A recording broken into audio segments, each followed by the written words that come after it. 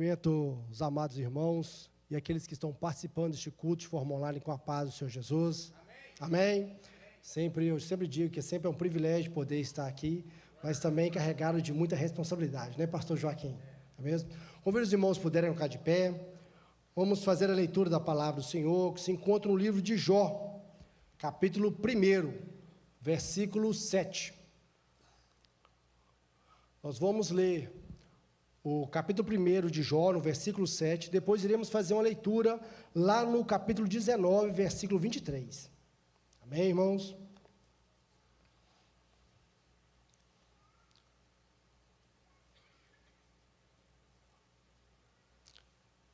Já está projetado, vamos fazer a leitura. Então perguntou o Senhor a Satanás: de onde vens? Satanás respondeu ao Senhor e disse: de rodear a terra e passear por ela.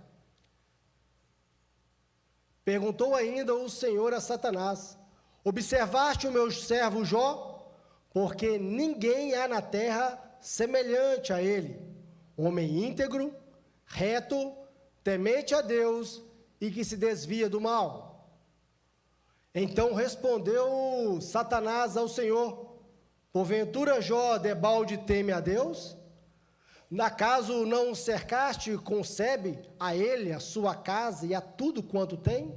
A obra de suas mãos abençoaste, e os seus bens se multiplicaram na terra. Estende, porém, a mão e toca-lhe em tudo quanto tem, e verás se não blasfema contra ti na tua face. E disse o Senhor a Satanás: eis que tudo quanto ele tem está em teu poder, somente contra ele não estendas a mão. E Satanás saiu da presença do Senhor. Vamos ler ainda no capítulo 19, a partir do versículo 23.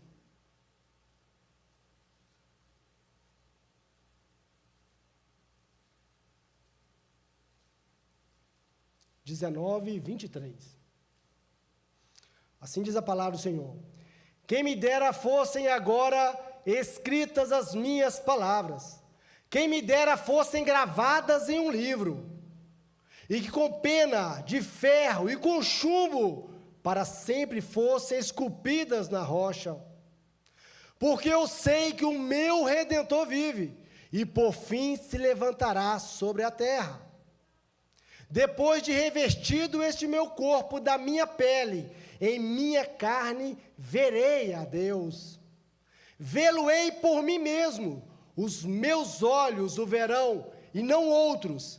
De saudade desfalece o coração dentro de mim. Amém, irmãos? Vamos orar. Senhor nosso Deus, nós te louvamos pelo privilégio de mais um dia que o Senhor tem nos concedido. Te louvamos, ó Pai, porque são nos mínimos detalhes que nós vemos a mão do Senhor. São nos momentos, ó Pai, que como a tua serva disse aqui em testemunho, que o Senhor nos guarda, que o Senhor nos preserva. Ó Pai, estamos diante da tua palavra lida. Pedimos a ti que o Senhor venha estar falando aos nossos corações. Eu nada tenho para o teu povo, mas como instrumento em tuas mãos, eu me coloco para que a tua palavra venha alcançar o coração do teu povo. É a oração que fazemos no nome santo, Filho Jesus. Amém. Os irmãos vão sentar. Irmãos, o livro de Jó é de uma riqueza teológica muito grande, pois por meio dessa história que passou ali, nós vamos compreender muitas situações que acontecem em nossa vida no cotidiano.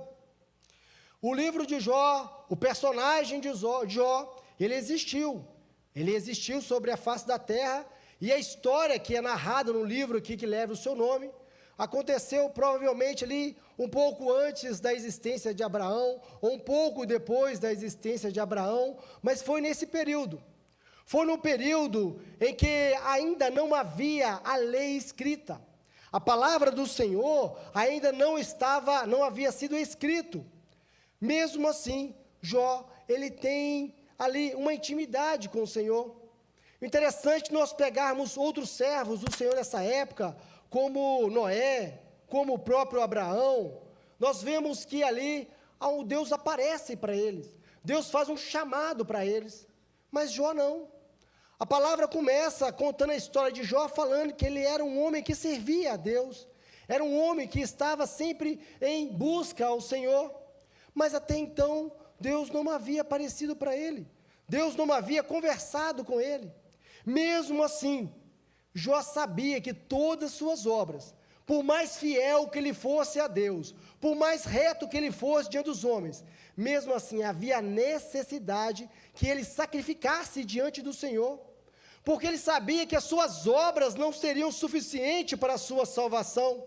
Então seria necessário que um animal inocente morresse para que ele obtesse então o perdão dos seus pecados, a purificação dos seus pecados. Isso mostra que Jó estava já na revelação. Jó já tinha um conhecimento de que havia necessidade que um sangue inocente fosse derramado para perdão dos seus pecados. Irmãos, e quando nós lemos essa parte aqui, a primeira parte nós lemos aqui, quem ainda não tem conhecimento da palavra, fala assim, mas o que é isso? Deus ali reúne e coloca o nome de Jó ali na roda, o que está acontecendo?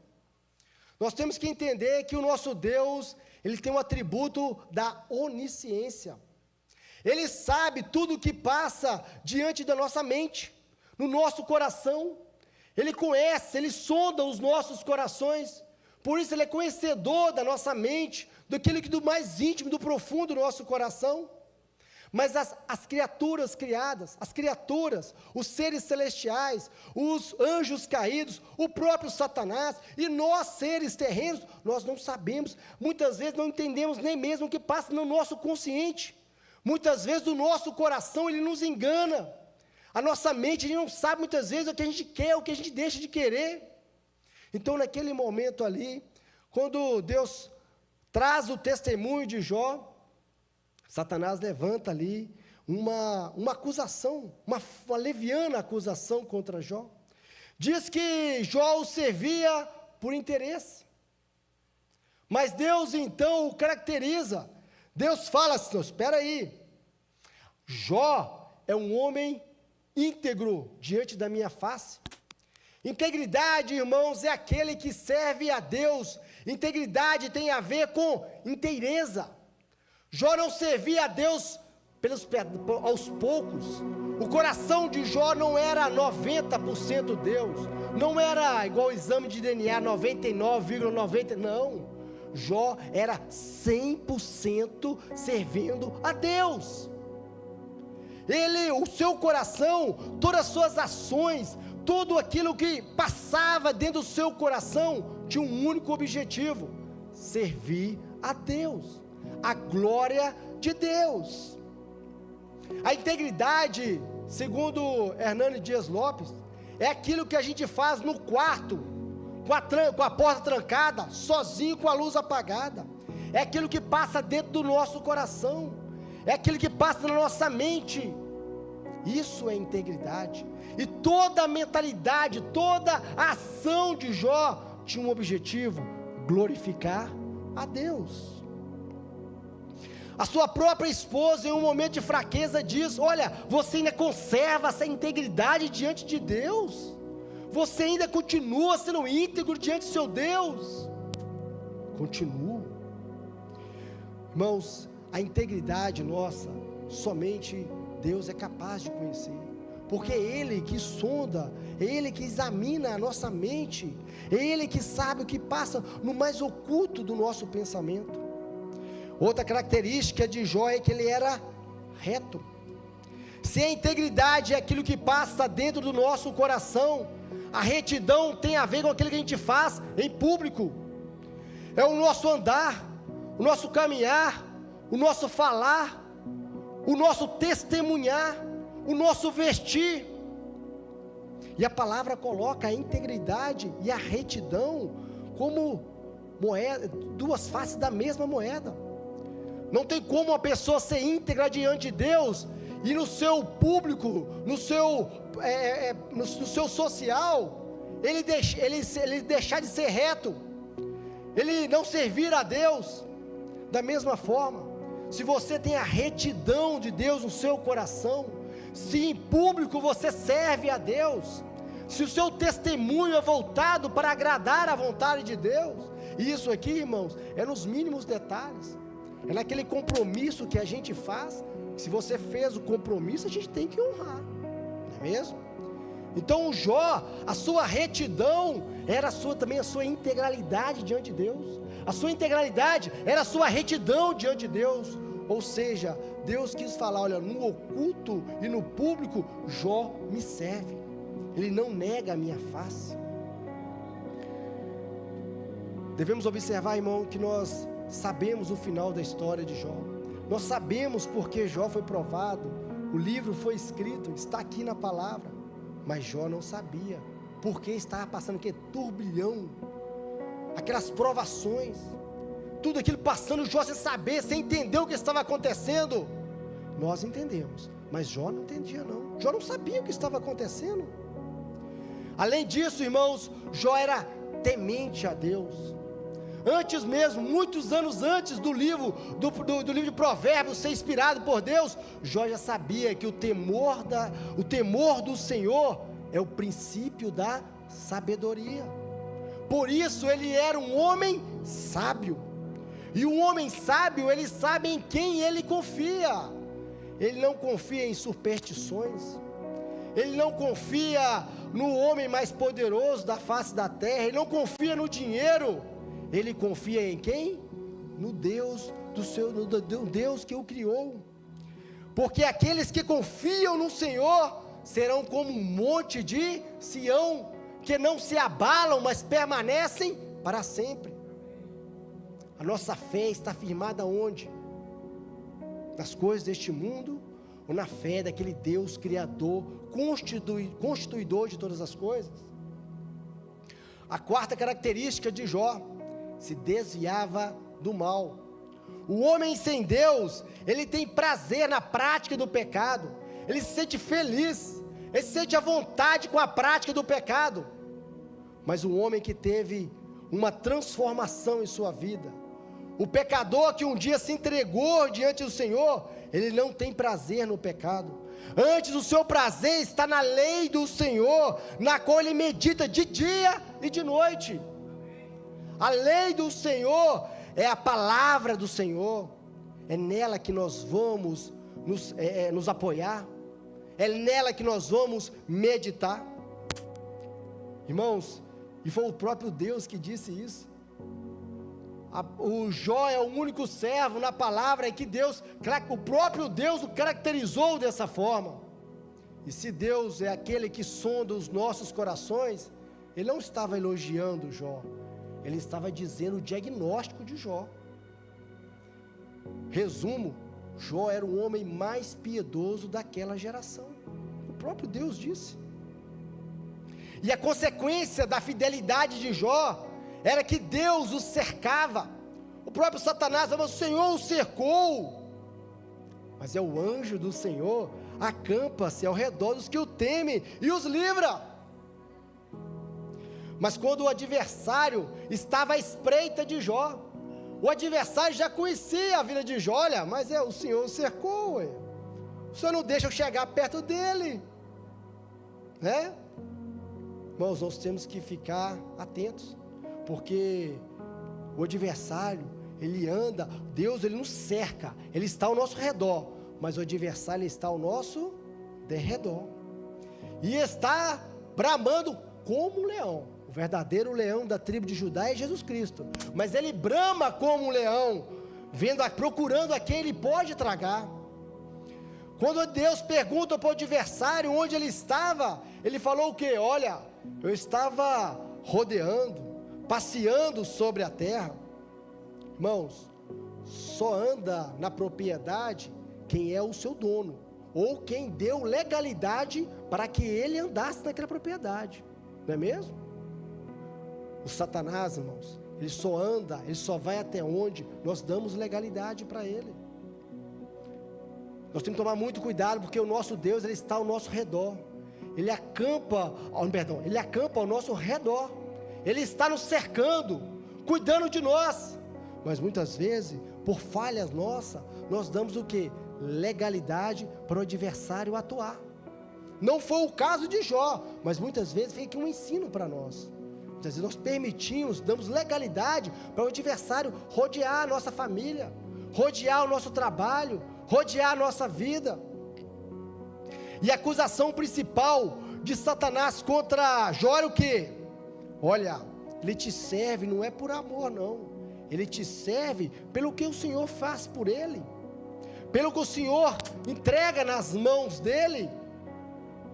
Seu Deus, nós servimos, ele sabia do coração de Jó, mas então Deus se levanta como um advogado de defesa de Jó. Então toca na vida de Jó, toca que você vai ver, se ele não me serve por amor, ele me serve por amor. E quantos hoje têm vindo servir ao Senhor o quê? Em troca da bênção financeira, né? Nós vemos uma teologia fracassada aí desse jeito, em troca até mesmo da saúde física.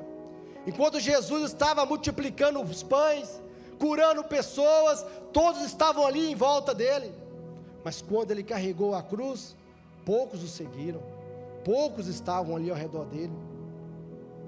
Então, irmãos, nós vemos que então Satanás atinge 5 áreas na vida de Jó, e que, na resumo, são as 5 áreas da vida do ser humano aqui na terra. E já Satanás fala assim: olha, estende a tua mão e fede tudo que ele tem. A primeira área de ataque foi o quê? A financeira. Jó era o homem mais rico do Oriente. Ele não era mais ou menos, ele era o homem mais rico do Oriente. Ele não era ele era o mais rico do Oriente. Eu estou enfatizando isso aqui porque muitas vezes a gente passa por algumas situações financeiras, a gente sabe sobressair, mas quando a pessoa está lá no patamar, lá em cima, quantas vezes, eu mesmo já presenciei várias vezes, a notícia de jornal, aquela pessoa, a pessoa mais rica ali da sua região, a sua empresa quebra, perde tudo, primeira coisa que a pessoa faz, aí ele perde tudo mesmo, perde a vida, tira a sua vida, porque o Deus dele é quem? O Deus dele é o dinheiro nele. Então Satanás vai lá, atinge, e muitas vezes é o órgão mais sensível do ser humano, é o bolso, né? O órgão mais sensível nosso. Então Satanás vai lá e atinge a sua vida financeira. Ele perde tudo, do homem mais rico ele passa a ser o homem mais pobre do Oriente, ali o mais miserável de todos. Em seguida, no mesma hora, vem ele ataca o quê? Os filhos de Jó. Quantas vezes nós passamos por essa situação, um filho que, muitas vezes ali, Satanás ataca a vida dele para querer nos atingir, muitas vezes nós temos que continuar na oração, na fé, no clamor, que nós vamos ter a vitória. Mas irmãos, vamos pensar aqui uma coisa, Jó perdeu os 10 filhos no mesmo dia. Imagina, quem é pai aqui, não consegue, como eu, já não consegue imaginar o tamanho da dor daquele pai. Mas qual que seria o pior? Vou colocar uma comparação aqui que não tem como, não tem resultado. Mas perder os 10 dias num único dia, ou perder o seu único filho, podendo impedir isso? Sabe por quê, irmãos? Jesus entregou o seu único filho por cada um que está aqui nessa noite. Deus entregou o seu único filho na cruz do Calvário, para que cada um que está aqui, inclusive a minha vida, você que está participando desse culto online, se tivesse direito à salvação eterna, que é o maior bem que podemos ter, que é a maior conquista que o homem pode ter nessa terra. Irmãos, e a terceira área de ataque de Satanás foi o quê? Foi o casamento. E aqui deixa um grande ensino para nós. Aquele momento ali de sofrimento, com certeza também era um sofrimento na vida da esposa de Jó. Ela estava sofrendo também junto com ele.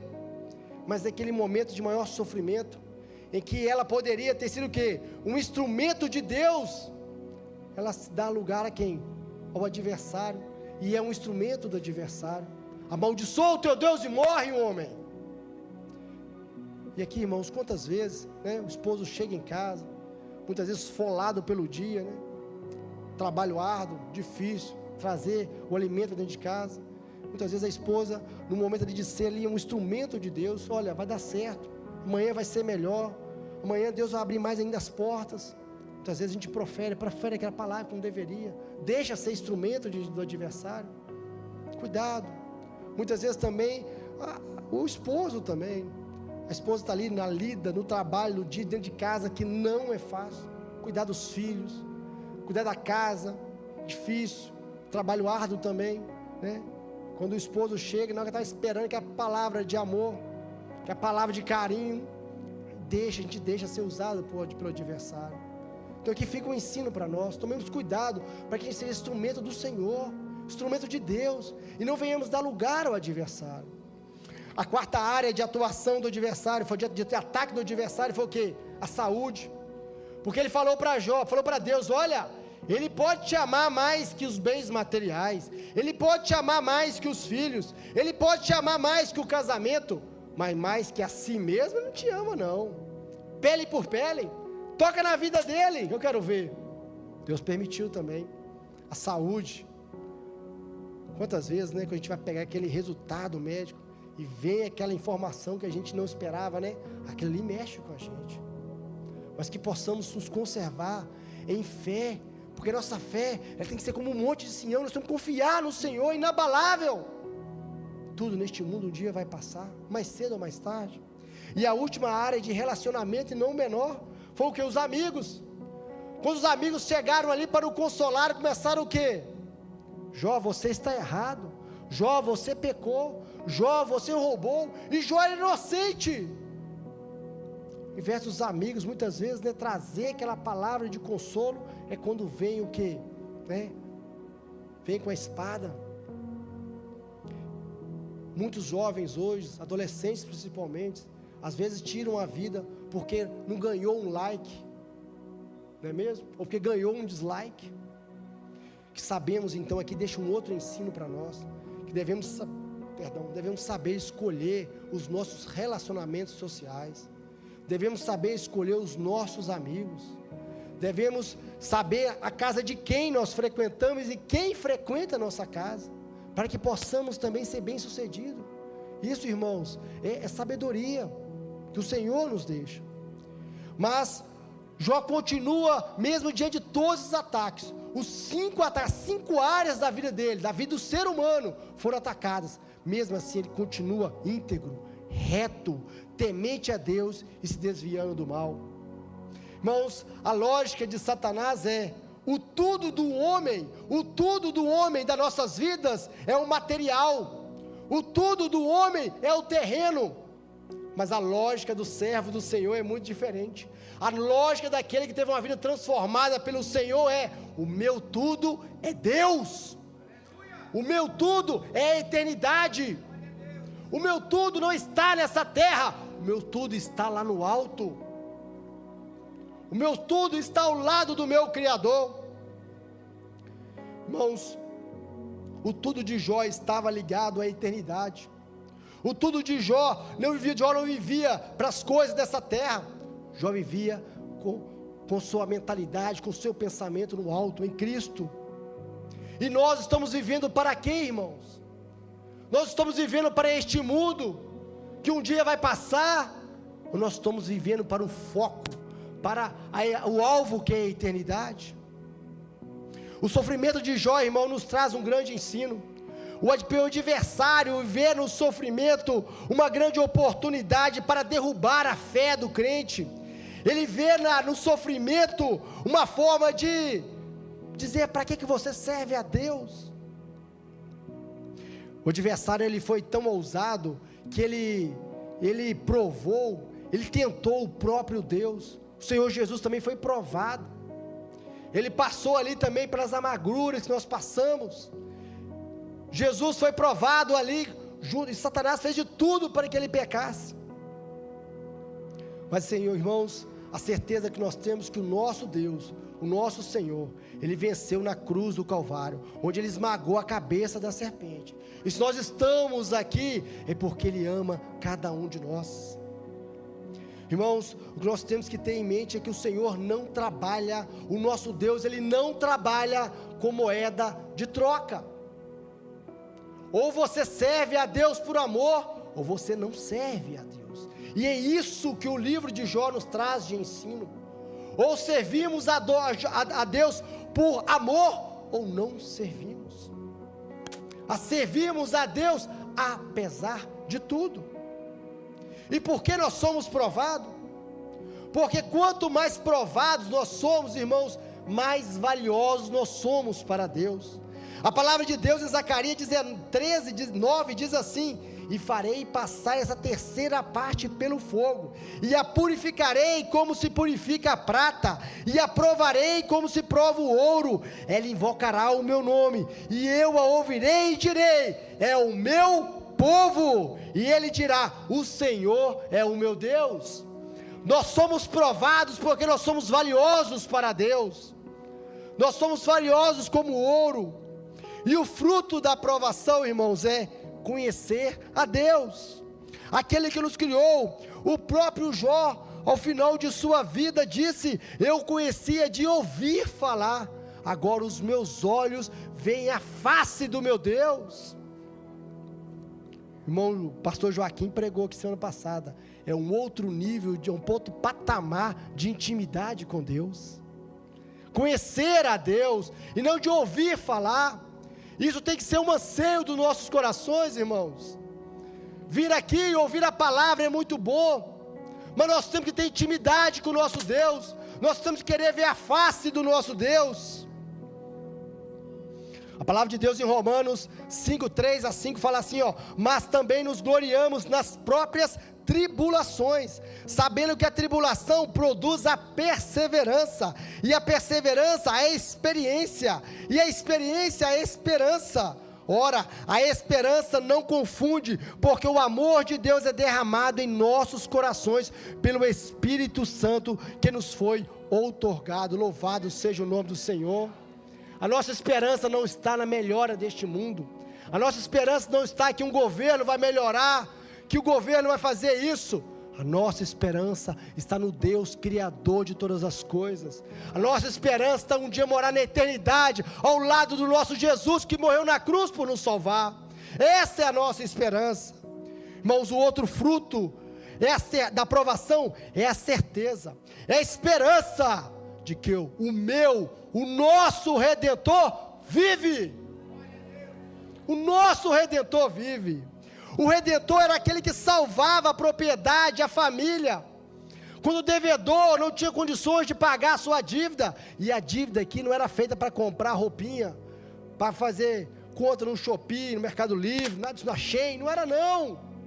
Muitas vezes ele fazia a dívida para lá comprar o alimento para levar dentro da casa dele. E quando ele não tinha condições de pagar, o credor tinha direito de ficar com a sua propriedade, que era o menos pior, porque ele poderia levar o devedor como escravo, como os filhos do devedor como escravos. Essa era a lei, mas tinha a figura do Redentor. O Redentor é aquele que falava assim: olha, a dívida dele agora é minha, eu vou pagar. Um dia Jesus Cristo na cruz do Calvário falou assim: todo o escrito de dívida contra você, agora eu sou responsável por ela. O meu sangue é derramado para perdão dos seus pecados, dos nossos pecados. O sangue de Jesus foi derramado por isso. Jesus se entregou voluntariamente. Por isso nós estamos aqui. A fé inabalável de Jó estava na certeza de que, mesmo tendo seu corpo destruído, a palavra nos fala que a sua carne cheirava mal. Ele era um morto-vivo. Sua carne apodreceu nele, de tanto que ele sofreu. Mas a fé inabalável dele sabia, que quando ele escreve aqui na palavra do Senhor, que mesmo tendo seu corpo destruído, mesmo tendo sua carne apodrecida, ele veria a Deus, e de que os seus próprios olhos um dia iria contemplar a face de Deus. E ele ansiava por esse dia, ele tinha saudades desse dia. Jó não esperava nenhuma recompensa, Deus deu para ele, mas Jó não esperava. Nós lendo a história de Jó, nós vemos em momento algum Jó falando: não, mas que Deus vai me dar, Deus vai me restituir, não. O desejo de Jó era ter uma vida eterna ao lado de Deus. Por isso que ele fala: o meu Redentor vive. E qual é o firmamento da nossa fé, irmãos? Talvez o adversário esteja atacando a sua vida, que seja na família, talvez com os filhos, na saúde, no relacionamento. Mas onde está a firmeza da nossa fé? Na recompensa para essa terra? Se pensarmos para este mundo, nós somos os mais miseráveis das criaturas. próprio Senhor Jesus disse isso? Será que nós esperamos alguma recompensa de algum homem nessa terra? Ou a nossa recompensa, ou nós pensamos na nossa recompensa na certeza da vida eterna? Nós servimos ao mesmo Deus de Jó, aquele que não tarda em nos resgatar. Irmãos, e por fim, podemos notar que Deus, por sua vontade, concedeu algumas petições de Jó, muitas outras, aliás, que nem foram pedidos de Jó. Deus deu a Jó tudo em dobro, mas isso, irmãos, foi livre vontade, livre espontânea vontade de Deus, porque Jó não pediu isso em momento algum. Agora, o último texto que nós lemos, nós vemos algumas petições de Jó, que foram atendidas pelo Senhor. Jó fala: quem me dera as minhas palavras fossem escritas no livro.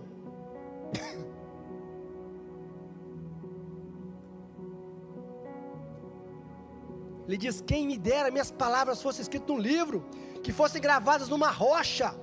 Ele queria dizer assim: olha, quem me dera que gerações posteriores tomassem conhecimento do meu sofrimento, do que eu estou passando.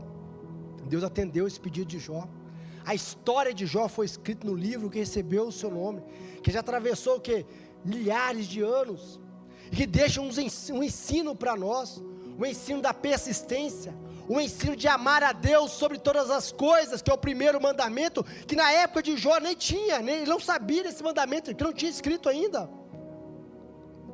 Deus escreveu a história de Jó aqui, deixou registrado para nós, como ensino, para que sabemos como passar por lutas, quando passamos por provas, por dificuldades, e para sabermos o que nós queremos de recompensa.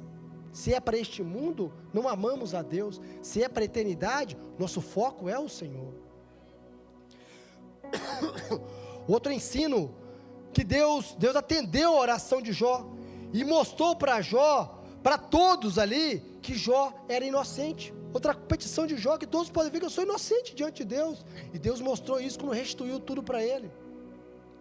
Mas a principal petição de Jó, que ele faz aqui nessa última parte, nós lemos aqui que Deus atendeu, é que ele desejava conhecer mais a Deus, e isso Deus deu para ele, esse privilégio. Deus deu para ele o privilégio de conhecer mais a esse Deus poderoso, a esse Deus que fundou todas as coisas, que criou todas as coisas com o poder da sua palavra. E hoje, irmãos, nós temos a palavra de Deus escrita, que é fonte de conhecimento para nós, que é fonte, que é um manual para esta vida terrena, e um manual também que nos levará o quê? Para a eternidade ao lado de Deus. Nós temos feito isso, irmãos. Nós temos procurado buscar mais a Deus, a conhecer esse Deus poderoso, a esse Deus criador de todas as coisas. Muitas vezes eu pego olhando para o céu, vendo aquelas fotos lá magníficas do universo, e penso, quão grande é o nosso Deus, e maior ainda é o seu amor e a sua misericórdia, porque nós somos insignificantes diante de tudo, mas Ele nos coroou, Ele nos fez como coroa da glória, e para a sua glória, louvado seja o nome do Senhor. Irmãos, vamos ficar de pé neste momento, vamos estar entregando nossas vidas diante do Senhor. Convido o irmão a baixar sua cabeça, sua fronte, coloque-se diante do Senhor. Você tem colocado: Senhor, eu quero conhecer mais a Ti, eu quero ser um arauto do Senhor, um porta-voz do Senhor. Irmãos, nós nos temos permitidos ser usados por Deus. Converse com o Senhor neste momento.